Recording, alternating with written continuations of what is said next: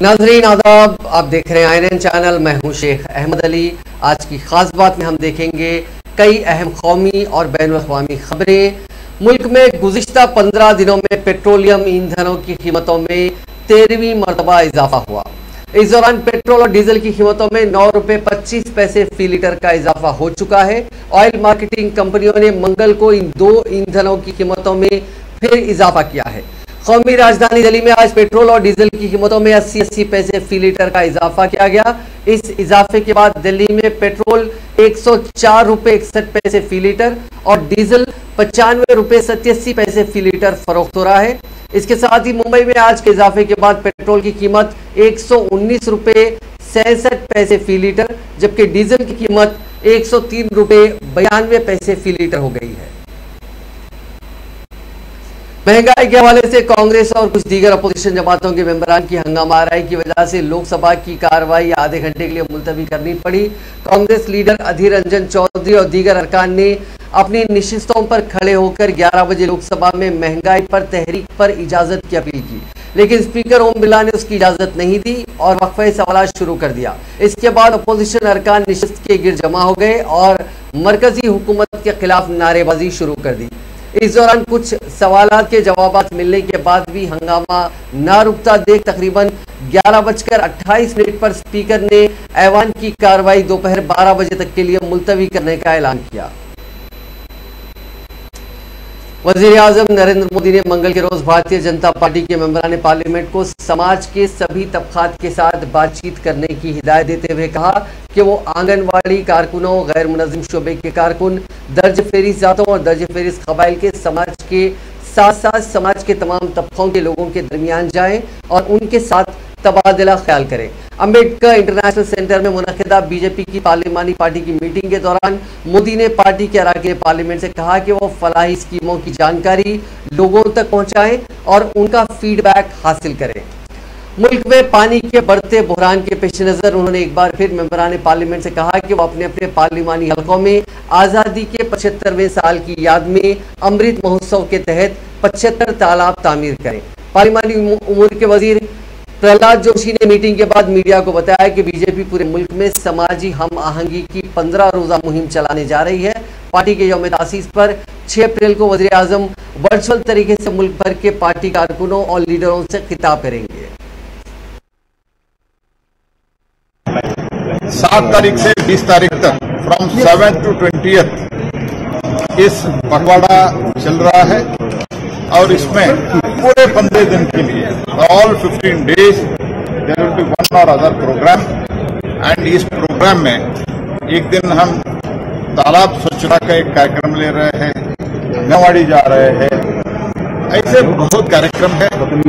और सभी हमारे एमपीज को माननीय प्रधानमंत्री जी ने एक आह्वान किया है, उन्होंने प्रेरणा दी है कि 15 दिवस आजादी के अमृत महोत्सव के इस पर्व पर सभी आप अपने क्षेत्र में सेवा में लगाइए, सेवा के कार्य में लगाइए, ऐसे उन्होंने आह्वान की है।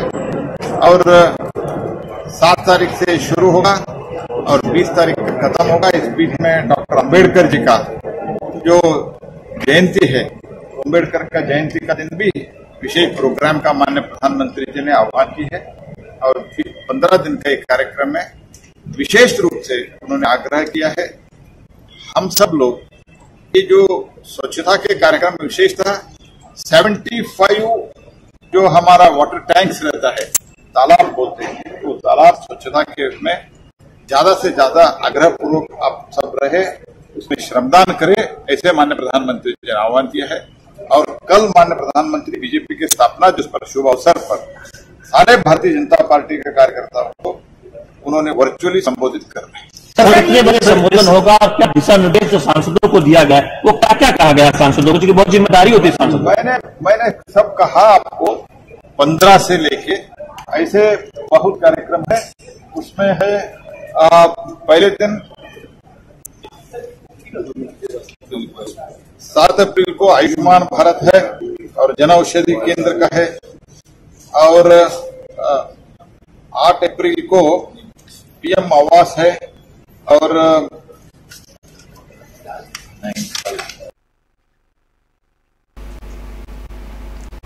कांग्रेस की सदर सोनिया गांधी ने कहा है कि हुकूमत अपोजिशन को निशाना बना रही है और उसकी आवाज को दबाने के लिए तमाम तरीके अपनाए जा रहे हैं।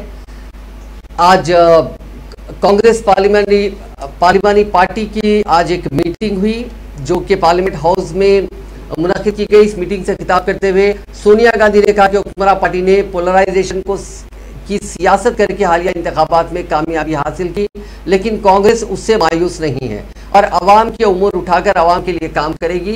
उन्होंने कहा कि हुकूमत अपोजिशन की आवाज को किसी भी तरीके से दबाना चाहती है। वो महंगाई के मामले पर अपोजिशन की बात नहीं सुन रही है और मेहनतकश तबके का मुसलसिल इस्तेसाल किया जा रहा है। हुकूमत की पॉलिसियों के खिलाफ 28 अप्रैल को मुल्क गिर हड़ताल ने साबित कर दिया है कि हुकूमत को अवाम के मसाइल के सामने झुकना पड़ेगा।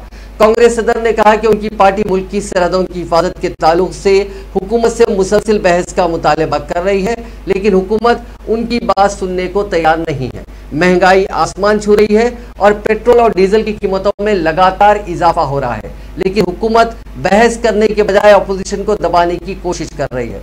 उन्होंने कहा कि हालिया असेंबली इंतखाबात के नतायज कांग्रेस के लिए मायूस कन रहे हैं और इस मामले पर पार्टी के आला पॉलिसी साज इदारे कांग्रेस वर्किंग कमेटी में बात हुई और इस सिलसिले में जो उन्हें तजावीज मिली है उन पर संजीदगी से गौर किया जा रहा है।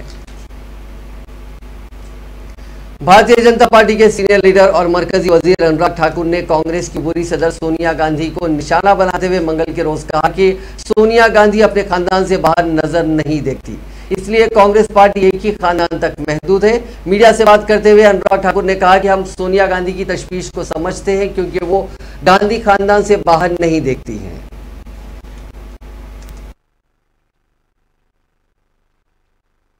सोनिया जी की चिंताएं हम समझ सकते हैं क्योंकि गांधी परिवार से बाहर कांग्रेस देखती नहीं है और परिवार के भी सब लोग प्रयास करके देख चुके हैं।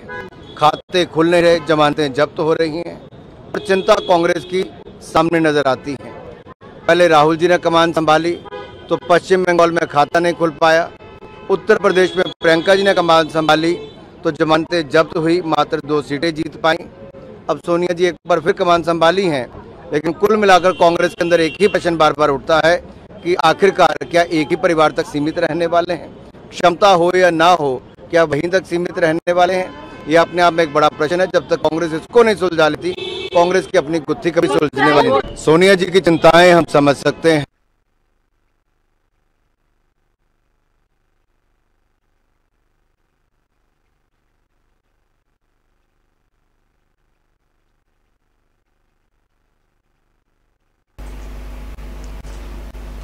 आज वजीर दाखिला अमित शाह ने दिल्ली के 3 म्युनिसिपल कॉरपोरेशंस को मर्ज करने से मुतालिक बिल को राज्यसभा में पेश किया। बता दें कि बिल पहले ही लोकसभा में पेश किया जा चुका है।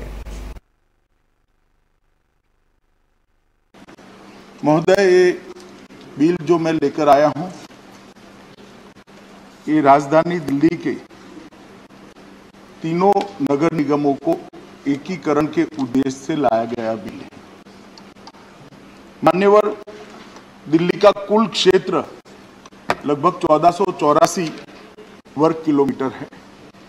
एनडीएमसी और दिल्ली कैंट को छोड़कर पूरे दिल्ली की सिविक सेवाओं की जिम्मेदारी ये 3 नगर निगमों की है और एनडीएमसी और कैंट के इलाकों को छोड़ देते हैं तो लगभग 1484 में से 1400 वर्ग किलोमीटर लगभग 95% क्षेत्र इसकी जिम्मेदारी दिल्ली नगर निगम के ये 3 बांटे गए निगमों की है। लगभग 1,20,000 कर्मचारी ये सिविक सेवाओं की जिम्मेदारियों का निर्वहन करते हैं। मैं ये इसलिए बताता हूं कि इसी से तीनों नगर निगमों का सुचारू रूप से काम करना कितना महत्वपूर्ण है वो स्पष्ट हो जाता है। राजधानी के अंदर ही राष्ट्रपति भवन, सर्वोच्च अदालत, प्रधानमंत्री कार्यालय, प्रधानमंत्री निवास, ढेर सारे देशों के राजदूतों के निवास, उनके कार्यालय, और जब भी राष्ट्राध्यक्ष किसी भी देश के आते हैं तो राजधानी की उनकी मुलाकात बहुत स्वाभाविक बनती है। उस स्थिति में राजधानी की सिविक सेवाओं का महत्व और बढ़ जाता है। वो सुचारू रूप से चालू रहे, वो नागरिकों के लिए और देश के लिए भी इतना ही महत्वपूर्ण है। हुकूमत ने मंगल को ऐवान बाला यानी राज्यसभा में कहा कि इस साल हज की तमाम तैयारियां मुकम्मल कर ली गई हैं। वज़ीर अक़लियती उमूर मुख्तार अब्बास नकवी ने वक़फ़े सफ़र के दौरान कहा कि हज गुज़िश्ता 2 बरसों से कोरोना बहरान की वजह से नहीं हो रहा था। इस बार इस सफ़र की तमाम तैयारियां मुकम्मल कर ली गई हैं। उन्होंने कहा कि सऊदी अरब की हुकूमत को फैसला करना है कि हिंदुस्तान से कितने आज़मीन हज पर जाएंगे। इससे पहले तृणमूल कांग्रेस के नदीमुल हक ने यह मसला उठाया और कहा कि इस बार हज के लिए लोगों से दस्तावेजात बनवाए गए, लेकिन इस बार भी हज को लेकर गैर यकीनी सूरत हाल है। वज़ीर आज़म नरेंद्र मोदी ने मंगल के रोज बाबू जगजीवन राम की 115वीं यौम पैदाइश पर खिराज अक़ीदत पेश किया और कहा कि मुल्क तहरीक आज़ादी के दौरान और आज़ादी के बाद उनकी नुमाया खिदमत को हमेशा याद रखेगा। मोदी ने ट्वीट किया कि बाबू जगजीवन राम को उनकी यौम पैदाइश पर खिराज अक़ीदत। हमारा मुल्क तहरीक आज़ादी के दौरान और आज़ादी के बाद उनकी नुमाया खिदमत को हमेशा याद रखेगा। उनकी इंतज़ामी जहानत और गरीबों की बेहतरी के लिए उनकी फ़िक्र को वसी पैमाने पर सराहा गया है।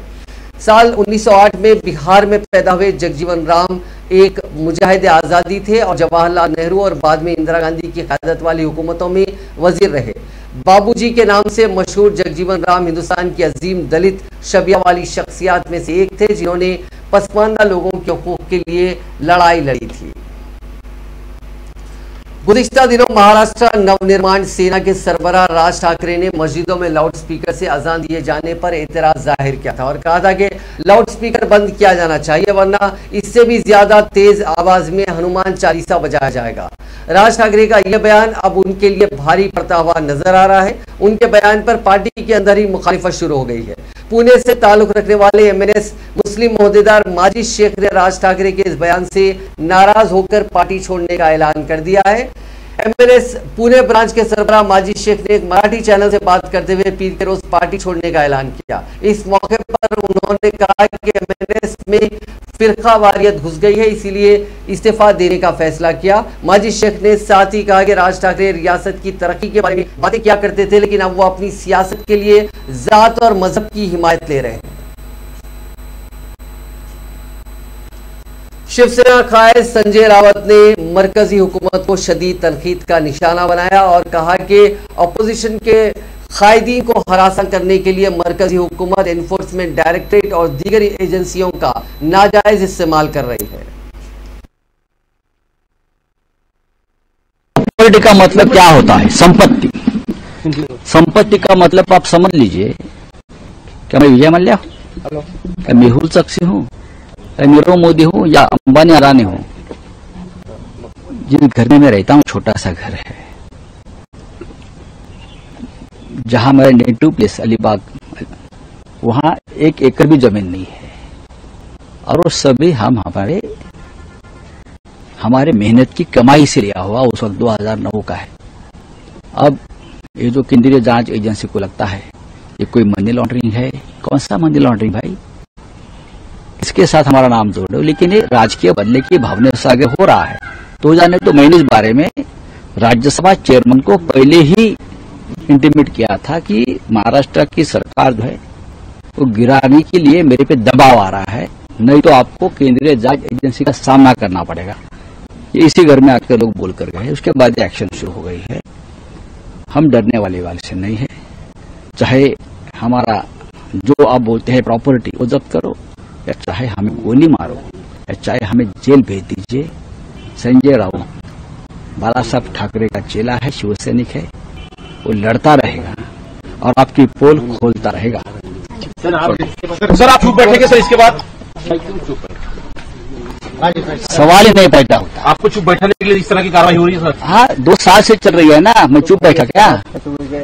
आप जिस भले ही कांग्रेस पार्टी इस वक्त कई तरह के मसाइल का सामना कर रही है, लेकिन इस पार्टी खुसूसन पार्टी के साबिक कौमी सदर राहुल गांधी के नजरियात को पसंद करने वालों की कोई कमी नहीं है। इसकी ताज़ा और बेहतरीन मिसाल 85 साल ज़ईफा पुष्पा मुंजियाल हैं, जिन्होंने मादा परस्ती की तरफ भाग रही दुनिया के सामने ऐसा नमूना पेश किया जिसकी जितनी तारीफ की जाए कम है। पुष्पा मुंजियाल ने राहुल गांधी के नजरिया से मुतासिर होकर अपनी उम्र भर की जमा पूंजी उनके नाम करने का ऐलान कर दिया। इस सिलसिले में पुष्पा मुंजियाल ने बाज़ाब्ता जिले कोर्ट में वसीयतनामा भी दे दिया। पीर के रोज उन्होंने साबिक हिज़्ब मुखालिफ लीडर प्रीतम सिंह को भी अपना वसीयतनामा सौंप दिया। पुष्पा मुंजियाल की जमा पूंजी 50 लाख रुपए और 10 तोला सोना है, जिसे उन्होंने राहुल गांधी के नाम कर दिया। सोने की कीमत मौजूदा कीमत के मुताबिक देखें तो कम से कम 5 लाख रुपए होगी। इतना ही नहीं, उन्होंने 40 लाख रुपयों की एफडी भी राहुल गांधी के नाम कर दी है। वो 5000 रुपए माहाना ओल्ड एज होम का किराया भी देती है। मीडिया रिपोर्ट्स के मुताबिक आज दोपहर पुष्पा ने शोला रोड बाशिंदा सीमा जौहर और कांग्रेस के महानगर सरबराह लालचंद शर्मा के साथ साबिक ऑपोजिशन लीडर के यमुना कॉलोनी रिहायश पहुंची। यहां उन्होंने अपने हाथ से प्रीतम को अपना वसीयतनामा सौंपा। इस मौके पर पुष्पा मुंजियाल ने कहा कि मेरी सारी निजी मिल्कियत मेरी मौत के बाद राहुल गांधी को सौंप दी जाए, वही मेरी मिल्कियत के वारिस होंगे। जब वहां मौजूद कांग्रेस लीडरान ने देखा कि पुष्पा अपनी पूरी मिल्कियत राहुल गांधी के नाम कर रही हैं, तो वो हैरान हुए बगैर नहीं रह सके। जब कांग्रेस कायदीन ने उनसे वजह जाननी चाहिए तो पुष्पा ने कहा कि वो राहुल गांधी के नजरिया से बेहद मुतासिर है। पुष्पा ने यह भी कहा कि राहुल गांधी के कुंबे ने मुल्क की आज़ादी से लेकर आज तक हमेशा आगे बढ़कर मुल्क के लिए अपनी आला कुर्बानियां दी हैं। इंदिरा गांधी हो चाहे राजीव गांधी, उन्होंने इस मुल्क के इत्तेहाद और सालमियत के लिए अपनी जान कुर्बान कर दी। वो खर्चने के लिए पूरी तरह आजाद भी है, अपने लिए खर्चने कुछ गहने वगैरह भी दिए हैं आपने, क्या सोचा आपने जब गहने दिए तो? जब मैंने गहने दिए, पहले तो मेरी यही इच्छा थी कि जब राहुल गांधी जी शादी करेंगे तो मैं उनकी पत्नी को वो गहने पहनाने भेज दूंगी, लेकिन उसने शादी ही नहीं की। तो वो इसलिए वो अगर शादी भी वो शादी करेगा तो उसकी पत्नी को मैं वो गहने उपहार में दूंगी। लगभग कितनी संपत्ति है टोटल जो आपने दिया है? 50 लाख के करीब होगी। क्या क्या है उसमें? उसमें एफडीज हैं और एनएससी है और मंथली इंटरेस्ट स्कीम है। राहुल गांधी को खर्चने के लिए पूरी तरह आजाद भी है, अपने लिए खर्चने कुछ गहने वगैरह भी दिए हैं आपने, क्या सोचा आपने जब गहने दिए तो? जब मैंने गहने दिए, पहले तो मेरी यही इच्छा थी कि जब राहुल गांधी जी शादी करेंगे तो मैं उनकी पत्नी को वो गहने पहनाने भेज दूंगी, लेकिन उसने शादी ही नहीं की। तो वो इसलिए वो अगर शादी भी वो शादी करेगा तो उसकी पत्नी को मैं वो गहने उपहार में दूंगी। लगभग कितनी संपत्ति है टोटल जो आपने दिया है? 50 लाख के करीब होगी। क्या क्या है उसमें? उसमें एफडीज हैं और एनएससी है और मंथली। उत्तर प्रदेश में एक बार फिर शहरों के नाम बदलने की तैयारी की जा रही है। इनमें लगभग 12 जिले शामिल हैं, लेकिन फिलहाल शुरुआत 6 जिलों से किए जाने की स्कीम है। जिन जिलों के नाम बदलने की मांग की गई है उनमें अलीगढ़ को हरिगढ़ या आर्यगढ़, फर्रुखाबाद को पांचाल नगर, सुल्तानपुर को कुशभाव नगर, माफ कीजिएगा कुशभवनपुर, बदायूं को वेदमऊ, फिरोजाबाद चंद्रनगर और शाहजहांपुर को शाजीपुर किया जाना शामिल है। गोरखपुर के एमपी रहने के दौरान भी यूपी के वज़ीर आला योगी आदित्यनाथ ने वहां कई इलाकों के नाम बदलवा दिए थे, जिसमें उर्दू बाजार को हिंदी बाजार, हुमायूंपुर को हनुमान नगर, मीना बाजार को माया बाजार और अली नगर को आर्य नगर कर दिया गया था। योगी के पिछले टर्म में मुगल सराय रेलवे स्टेशन का नाम पंडित दीनदयाल उपाध्याय के नाम पर किया गया, तो इलाहाबाद को प्रयागराज और फैजाबाद का नाम बदलकर अयोध्या कर दिया गया। आपको बता दें कि योगी आदित्यनाथ का असली नाम अजय भिष्ट है। उन्हें खुद अपना नाम पसंद नहीं आया, उन्होंने उसे अपना नाम बदलकर योगी आदित्यनाथ कर दिया था। रामपुर हाट में जिस टीएमसी कायद भादु शेख के कत्ल के चलते बीरभूम का मासकर हुआ, अब उसका एक वीडियो सामने आया है जिसमें कुछ बदमाश गाड़ी पर बैठे भादु के पास आकर लगातार बमों से हमला करते नजर आ रहे हैं। भादु के कत्ल के बाद 21 मार्च को रामपुर हाट के बागतुल बागतुई गांव में भीड़ ने पेट्रोल बमों के जरिए कुछ घरों में आग लगा दी थी, जिसके बाद 8 जली हुई लाशें मिली थी। बाद में इस वाकये ने शदीद रूप इख्तियार कर लिया था। उन मरे हुए लोगों में एक खातून और कुछ बच्चे भी शामिल थे। इस तशद्दुद के वाकये के 14 दिन के बाद सामने आए सीसीटीवी फुटेज में मुलजिम बहादुर शेख पर लगातार 3 हमले करते दिख रहे हैं। 1.5 मिनट के फुटेज से ये पता चला कि मुलजिम बाइक पर आए और एक के बाद एक 3 हमले किए। पहला बहादुर शेख पर, दूसरा थोड़ी दूर फेंका ताकि सिक्योरिटी फोर्सेस या कोई भी बचाव में ना आ सके, और तीसरा फिर से सीधे बहादुर पर बम फेंका। हफ्ते को bomb detection and disposal squad ने बागतुई में देसी बम से भरी बाल्टी बरामद की थी। मुखबरों से मिली खबर के मुताबिक कार्रवाई करते हुए पुलिस ने गांव में पलाश शेख के घर से ये बम बरामद किए थे। पंजाब में अब गैंगस्टर्स पर पुलिस की सख्ती होगी। इसके लिए एंटी गैंगस्टर टास्क फोर्स बनाई जाएगी, जिसकी सरबराही एडीजीपी रैंक के अफसर करेंगे। इनके स्पेशल पुलिस स्टेशन बनाए जाएंगे। वहीं ये पूरी रियासत में कहीं भी कार्रवाई कर सकेंगे। सीएम भगवंत मान की सदारत में मंगल के रोज चंडीगढ़ में एक मीटिंग हुई, जिसमें फैसला किया गया। मीटिंग में पंजाब के सभी डिस्ट्रिक्ट एसपीज और पुलिस कमिश्नर्स मौजूद थे। पंजाब हुकूमत के मुताबिक इस फोर्स को स्पेशल पावर्स दी जाएगी। इनके स्पेशल पुलिस स्टेशन भी बनाए जाएंगे, जिनका इख्तियार पूरी रियासत पर होगा, ताकि पुलिस स्टेशन में कोई कोऑर्डिनेशन का इशू यहाँ पे ना हो। फोर्सेस को गैंगस्टर पर केस दर्ज करने से लेकर सजा दिलाने तक का जिम्मा होगा। इसके लिए पंजाब में ऑर्गेनाइज्ड क्राइम को खत्म किया जाएगा। हर जिले का एसएसपी और पुलिस कमिश्नर टास्क फोर्स के साथ तालमेल रखेगा। इसके लिए अलग से बजट का भी प्रोविजन रखा जाएगा। इंफॉर्मेशन एंड ब्रॉडकास्ट मिनिस्ट्री ने मंगल के रोज 22 यूट्यूब चैनल्स को ब्लॉक कर दिया है। इनमें 4 Pakistani based YouTube news channels भी हैं। वजारत ने कहा है कि ये चैनल हिंदुस्तान की सिक्योरिटी, पब्लिक ऑर्डर और फॉरेन रिलेशन के बारे में गलत प्रोपेगेंडा कर रहे थे। इसके अलावा 3 ट्विटर अकाउंट, एक फेसबुक अकाउंट और एक न्यूज वेबसाइट को भी ब्लॉक किया गया है। बॉलीवुड एक्टर सलमान खान को बॉम्बे हाईकोर्ट से राहत मिली है। 2019 में एक रिपोर्टर के साथ बदसलूकी करने के मामले में लोअर कोर्ट ने उन्हें समन जारी किया था। आज हाईकोर्ट ने इस पर 5 मई तक के लिए रोक लगा दी है। इस मामले में मजिस्ट्रेट कोर्ट ने उन्हें शख्सी तौर पर हाजिरी से 9 मई तक छूट दी है। सिविल कोर्ट ने सहाफी मामले में सलमान और उनके बॉडीगार्ड नवाज शेख को 5 अप्रैल को कोर्ट में हाजिर होने के लिए कहा था। चलती ओवरलोड बस में करंट दौड़ने से 2 सगे भाइयों समेत 3 डिवोटीज की मौत हो गई और इसके अलावा कई लोग जख्मी हो गए। जान बचाने के लिए कई लोग बस से कूद गए। हादसे में 8 लोग संगीन रूप से झुलस गए हैं। रोड पर बिजली के लटकते तारों की चपेट में आने से यह हादसा हुआ। काफी तादाद में अकीदतमंद छत पर बैठे थे। हादसा जैसलमेर में पुलजी की डायरी गांव के पास मंगल की सुबह 10 बजे पेश आया।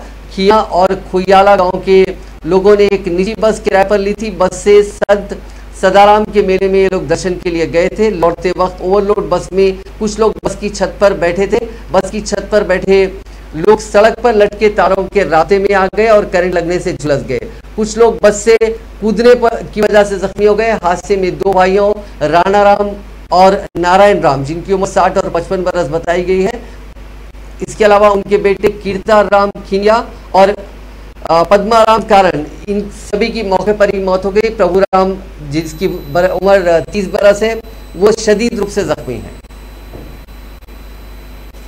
हरियाणा के पानीपत जिले में समालखा म्युनिसिपल कॉर्पोरेशन के साबिक काउंसलर ने फ्लाईओवर से कूदकर खुदकशी कर ली। इस वाक़े के बाद अफराद खानदान ने बिना पुलिस को इत्तला दिए लाश की आखिरी रसूमात अंजाम दे दी। वहीं साबिक काउंसलर का फ्लाईओवर से छलांग लगाते हुए का वीडियो भी वायरल हो गया। अफराद खानदान इस मामले में कुछ भी नहीं बोल रहे हैं। पुलिस को मीडिया के जरिए से इस मामले की जानकारी मिली थी। पुलिस अब इस सिलसिले में तफसीली जांच कर रही है। अब बात श्रीलंका के गहराए माशी बहरान के बीच नए वजीर फाइनेंस अली साबरी ने अपॉइंटमेंट के एक ही दिन बाद इस्तीफा दे दिया। उन्होंने 3 दीगर वज़रा के साथ पीर के रोज हलफ लिया था। श्रीलंका में अब दवा की भारी कमी होने लगी है। इसके बाद मुल्क में मेडिकल इमरजेंसी डिक्लेयर कर दी गई है। इसका मतलब है कि रियासत की सेहत खिदमत अब सिर्फ इमरजेंसी केसेस को ही अहमियत देंगी। माना जा रहा है कि अगर मौजूदा माशी बहरान जारी रहा तो दवाओं की कमी बेहद संगीन रूप इख्तियार कर सकती है। इधर हुकूमत से नाराज लोग पुरतशद्दुद मुजाहरे कर रहे हैं। श्रीलंकाई पुलिस ने इन मुजाहिरीन को कानून नहीं तोड़ने का इंतबाह दिया। अब तक पुलिस ने 54 लोगों को गिरफ्तार किया है। वहीं पुलिस सीसीटीवी फुटेज की बुनियाद पर मुजाहिरीन को पकड़ रही है। श्रीलंका के माशी बहरान को लेकर अपोजिशन ने सदर गोटबाया का इस्तीफा मांगा है। इस पर गोटबाया राजपक्षे ने कहा कि वो श्रीलंका के सदर का ओहदा नहीं छोड़ेंगे। हालांकि उन्होंने कहा कि वो पार्लियामेंट में 113 सीटों की अक्सरियत साबित करने वाली किसी भी पार्टी को हुकूमत सौंपने के लिए तैयार है। पाकिस्तान के साबिक वज़ीर आज़म इमरान खान ने गुलजार अहमद को पाकिस्तान का निगरान वज़ीर आज़म नामजद किया है। इमरान खान ने कौमी असम्बली की तहलील के तनाजुर में पाकिस्तान के लिए निगरान वज़ीर आज़म नामजद करने का सदर पाकिस्तान आरिफ अलवी को मशवरा दिया था। इसी तनाजुर में इमरान खान की पार्टी की जानिब से गुलजार अहमद के नाम की तजवीज़ पेश की गई और आरिफ अलवी ने साबिक चीफ जस्टिस गुलजार अहमद को निगरान वज़ीर आज़म नामजद करने के अहकाम जारी कर दिए। उन्होंने निगरानकार वज़ीर आज़म की हैसियत से हलफ भी ले लिया है। पाकिस्तानी आइन के मुताबिक सदर के पास मुस्तकिल वज़ीर आज़म के इंतखाब तक निगरान वज़ीर आज़म की तकर्रुरी का इख्तियार है। गुलजार अहमद पाकिस्तान के 27वें चीफ जस्टिस की हैसियत से काम कर चुके हैं। उन्होंने 21 दिसंबर 2019 को पाकिस्तान के चीफ जस्टिस का ओहदा संभाला था। वो फरवरी तक इस ओहदे पर रहे। 2022 को माफ कीजिएगा, गुलजार अहमद 2 फरवरी 1957 को कराची में वकला के घराने में पैदा हुए थे। उनके वालिद नूर मोहम्मद कराची में बतौर वकील काम करते थे। पाकिस्तानी सियासत में इस वक्त उथल पुथल का दौर जारी है। एक तरफ कारगुजार वज़ीर आज़म के इंतखाब के लिए सरगर्मियां चल रही हैं तो और दूसरी तरफ मुल्क में जल्द से जल्द इंतखाबात कराने की कोशिशें भी हो रही हैं। लेकिन पाकिस्तान के इलेक्शन कमीशन ने 3 महीने में आम इंतखाबात कराने से मुताल्लिक नाअहली का इकरार किया, जिससे मुल्क में तज़ब्ज़ुब की हालत पैदा हो गई है। एक न्यूज़ एजेंसी ने पाकिस्तानी अखबार दी डॉन के हवाले से बताया कि पाकिस्तानी इलेक्शन कमीशन ने कानूनी, आईनी और उसूल पर मबनी चैलेंजेस का हवाला देते हुए कहा कि 3 माह में इंतखाब नहीं कराया जा सकेगा। वाज़ेह है कि वज़ीर आज़म इमरान खान के खिलाफ गुज़िश्ता इतवार को पार्लियामेंट में पेश करदा तहरीक अदम एतमाद के खारिज होने के कुछ ही मिनटों बाद इमरान खान ने 3 महीने के अंदर इंतखाबात कराने का मशवरा देकर अपोजिशन को हैरान कर दिया था। इसके बाद इमरान खान ने पाकिस्तानी सदर आरिफ अलवी से सिफारिश कर 342 रुकनी नेशनल असम्बली तहलील करवा दी थी। पाकिस्तान में इंतखाब कराए जाने से मुताल्लिक इंतखाबी कमीशन के एक सीनियर अफसर ने कहा कि इसकी तैयारियों के लिए कम से कम 6 माह का वक्त चाहिए, क्योंकि कुछ इलाकों में नए सिरे से हदबंदी होनी है, खुसूसन खैबर पुख्तनवा इलाके में जहां सीटें बढ़ी हैं और जिला व इलाकों के हिसाब से वोटर लिस्ट को अपडेट करना एक बड़ा चैलेंज है। फलस्तीन के सदर महमूद अब्बास के तर्जुमान नबील अबू रोदीना ने खबरदार किया कि फलस्तीनियों के खिलाफ इसराइल के इक़दामात से पूरे खित्ते में कशीदगी बढ़ेगी। इतवार को मशरक़ी यरूशलेम के पुराने शहर में वाक़े दिमिश्क गेट पर इसराइल के वज़ीर ख़ारजा यारेल लापिड के दौरे की मजम्मत करते हुए नबील अबू रोदीना ने पीर को एक बयान में कहा कि दौरा गैर जिम्मेदाराना था। वहीं कई ऐसे वीडियो सामने आ रहे हैं जहाँ पे इसराइल की जारहियत दिख रही है और मस्जिद अक्सा पर इजरायली अवाम के हमले वाज़ेह और सरीह खिलाफ वर्जियाँ हैं जो इसराइल की जानिब से दस्तखतशुदा माहिदों के बारे में फ़हम व फिरासत और अज़्म की कमी को साबित करते हैं।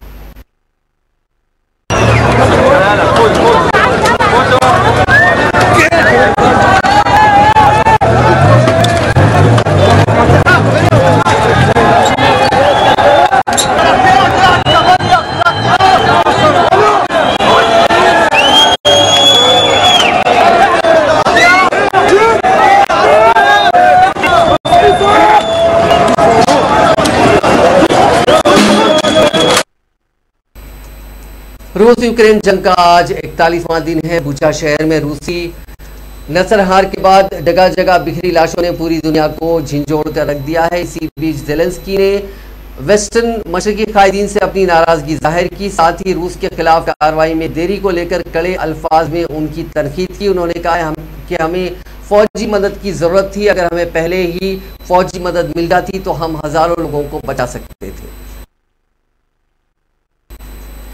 नाजरीन, आज की खास बात में बस इतना ही। आपसे कल मुलाकात होगी नई खबरों के साथ, नए एनालिसिस के साथ। फिलहाल दीजिए इजाजत। खुदा हाफिज।